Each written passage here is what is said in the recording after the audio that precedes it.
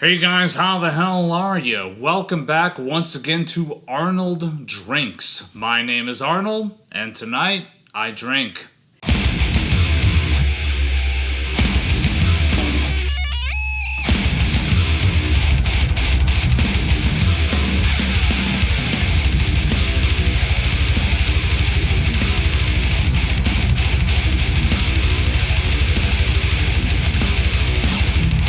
So tonight I am drinking this bottle of George Dickel 9-year. Now this is bottle number 337, whatever that significance has. This is 46.9% alcohol by volume. This is also something that is a store pick from Frugal MacDoogal out of Nashville, Tennessee. This was something that recently was gifted to me by my good friend and roommate, Miss Helena.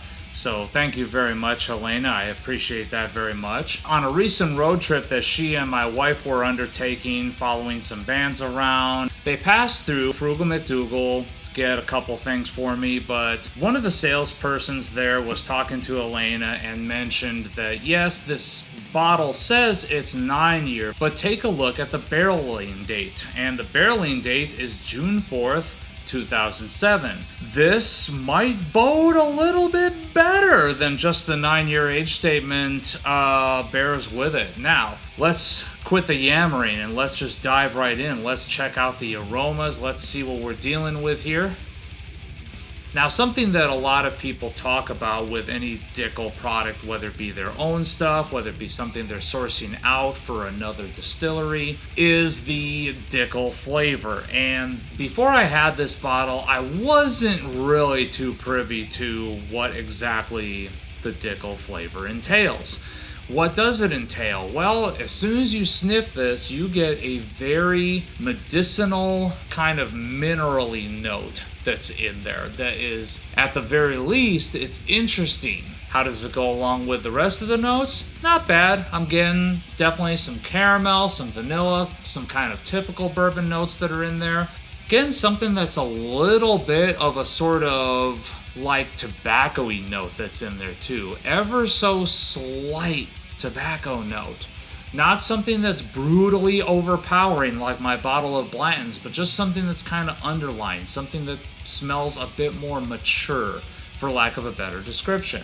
Little bit of oil that's in there too, almost like a kind of oiled leather aroma, sort of like a cherry note that's on top of that kind of balances nicely with that. Let's go in for a sip. So yeah, the Dickel flavor, Flintstones vitamins. That's exactly what I'm getting out of this. Fred, Wilma, Barney, I am getting some Flintstones vitamins coming through here. Like, really, I sip this and instantly I get that George Carlin joke where he's talking about traveling with Flintstones vitamins so he never gets stopped at the airport. That is what is going through my mind as I sip this. I'm just getting a big, huge, medicinal, minerally vitamin note out of that. Slightly chalky as well. You can definitely tell that it's something that's kind of trying to balance out with some of the other notes that are in there. I'm still getting that oiled leather note. I'm still getting a bit of that tobacco-y note that's in there. But on top of that, I'm getting like a dark fruit kind of note. It's not something super dark fruit and super rich or anything like that. It's just something that is trying to be as balanced as possible with the minerality of this flavor. Let's go in again.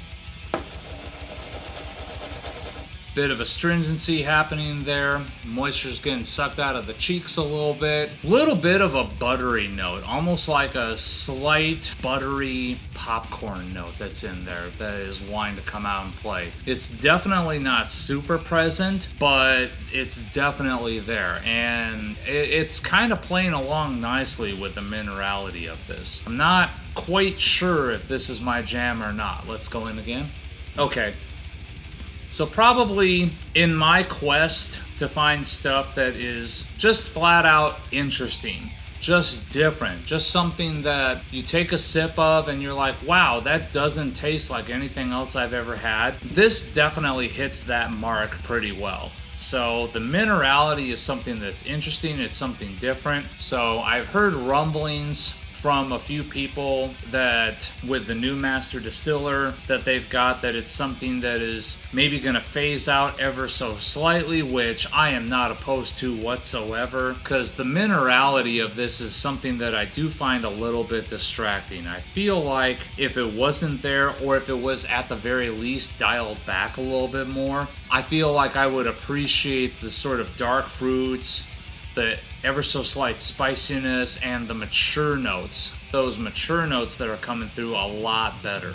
Because there again, as opposed to the bottle of Blanton's that I have behind me, which I absolutely detested, I feel like the more mature notes of the leather, the oak, the tobacco, that sort of oily characteristic to it, is something that's balancing with the other notes in terms of this bottle. So in that, I very, very much appreciate this. So it is what it is. Is it something that, you know, is like top shelf for me? Not necessarily, but is it something that punches a little bit higher than I expected it to? Yes, very much. Especially after all I'd heard about the quote-unquote Dickel flavor. I was actually kind of surprised by how it turned out from this bottle. So yeah, there you go. So thank you guys so very much for tuning in. Please remember to like this video, subscribe to this channel, and as always, remember, take what you do seriously, but do not take yourselves too seriously.